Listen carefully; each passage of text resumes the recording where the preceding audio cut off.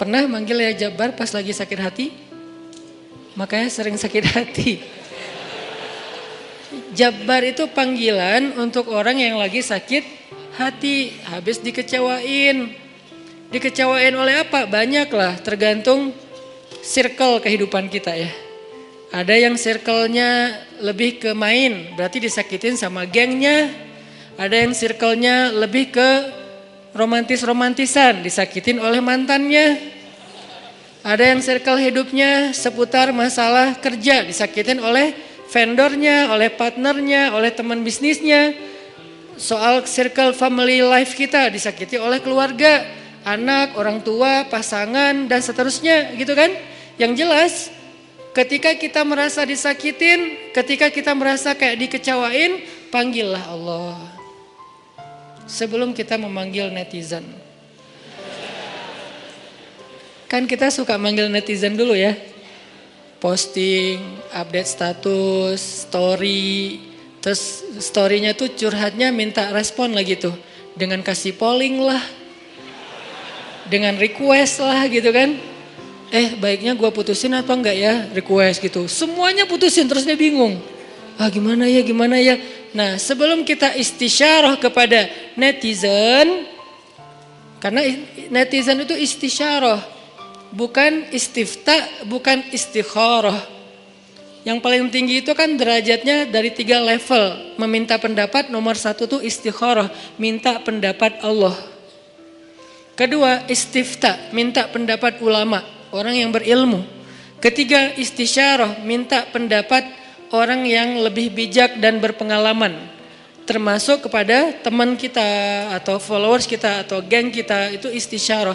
Sebelum kita istisyarah netizen, ya ayyuhal netizen, sebelum kita pakai kalimat itu, atau ya ustaz, bahkan sebelum ustaz, ya kiai, ya syekh, maka ya Allah. Panggil Allah Subhanahu wa ta'ala. Manggilnya gimana Ustadz? Salah satunya selain kata Allah pastinya, karena itu kalimat yang paling mulia, kita juga bisa manggil tematik. Ya Jabbar. Ya Jabbar itu bisa 2. Sebetulnya 3 maknanya Jabbar, tapi yang lebih common itu 2. 1, dipanggil untuk masalah-masalah yang sifatnya bukan hanya besar, tapi kayak kekuatan. Ya Jabbar, ya Qahar. Arti Jabbar dalam konteks itu yang perkasa, yang memaksa, ya Qahar yang menaklukkan. Sehingga dipakailah kalimat Jabbar, Qahar, Aziz, kan kata-kata yang nama-nama yang perkasa gitu. Untuk doa-doa yang sifatnya biasanya dipakainya dalam kondisi terzolimi. Ini doa-doa orang yang terzolimi. Kayaknya gak perlu dihafal juga sih.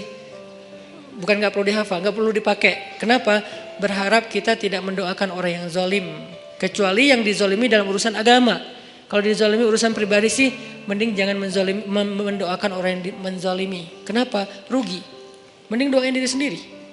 Ketika kita punya kesempatan doa kita diijabah, jangan kasih doa itu untuk orang lain. Rugi, walaupun bentuknya mendoakan atas keburukan, tetap rugi. Mending kita pakai buat doain diri kita sendiri. Ya Allah, saya lagi dizolimin, mudah-mudahan. Nah gitu kan, berarti kan kita dapat kebaikan. Ya Jabbar, itu panggilan orang yang sedang sakit hati. Jadi 1 artinya untuk orang yang lagi dizolimi, 1 lagi untuk orang yang lagi hatinya kayak sedih, kayak disakitin. Gak sebesar zolim sih, cuman ya lumayan lah, bikin gak bisa tidur, bikin tumbuh jerawat gara-gara itu gitu kan ya. Karena stres. Jadi intinya adalah panggil Allah kalau kita lagi sakit hati dan dikecewain. Ya Allah, ya Jabbar. Salah satu doa minta disembuhkan kecewa dan sakit hati di dalam sholat adalah Rabbighfirli warhamni wajburni. Kalimat wajburni. Selama ini kita baca enggak? Kan? Tahu artinya? Hampir.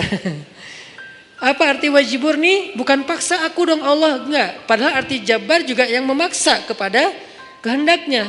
Tapi kalimat wajburni, makna Jabbar di sini makna yang ketiga di antara 3 makna Jabbar, yaitu yang mengobati sakit hati. Jadi ketika kita berdoa, Rabbighfirli, warhamni, wajburni, warfa'ni, warzukni, wahdini, wa'afini. Banyak banget ya. Luar biasa kita ya. Wajburni itu artinya kalau kita terjemahin, sembuhkanlah sakit hati saya. Atau bahasa lain juga bisa diterjemahin, hiburlah aku ya Allah, aku lagi sedih nih.